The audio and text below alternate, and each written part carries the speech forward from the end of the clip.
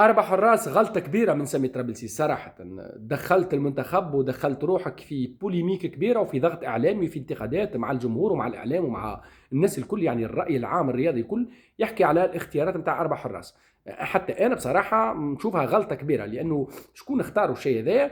سامي طرابلسي أولا هو المسؤول الأول، ولكن أنا ما نتصورش سامي طرابلسي يختار وحده، أكيد معاه الإطار الفني كامل، هم اللي يختاروا القائمة، ولكن اللي دبروا عليهم الدبارة هذه، اللي دبر عليه الدبارة هذه دبارة غلطة. هما حبوا يهربوا من مشكل، حصلوا في مشكل اخر اكبر منه، حبوا يهربوا من انتقادات علاش ما تهز الصبري بن حسن اللي كان متالق في الاسابيع الاخيره. يا اخي حصلوا في مشكل انه هاز اربع حراس وفي في عوض ثلاثه ويربح ملاعبي زايد في التشكيله.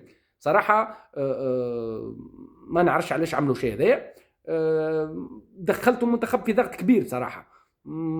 احنا في غناء عنه، يعني انتم المشكل هذا كنتوا تنجموا تتفادوه وكنتوا تنجموا تستغنوا عليه، يعني ماهيش لكن الحسابات هذه مش باهيه، الحسابات مع الاعلام ومع الجمهور مش باهيه باينه.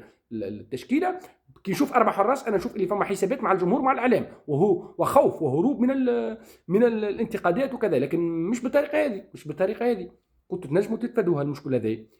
على كل حظ موفق منتخبنا، المنتخب الوطني التونسي في كاس افريقيا. ان شاء الله نعملوا كاس افريقيا باهيه، وان شاء الله نكونوا يعني ايجابيين معاكم الماكسيموم. ولا بالله انا ننصح الناس اللي تشجع المنتخب وتحاولوا تكونوا ايجابيين.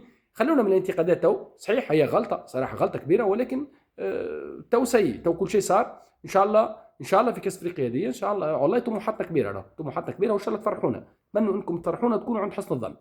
حظ موفق ان شاء الله. السلام عليكم.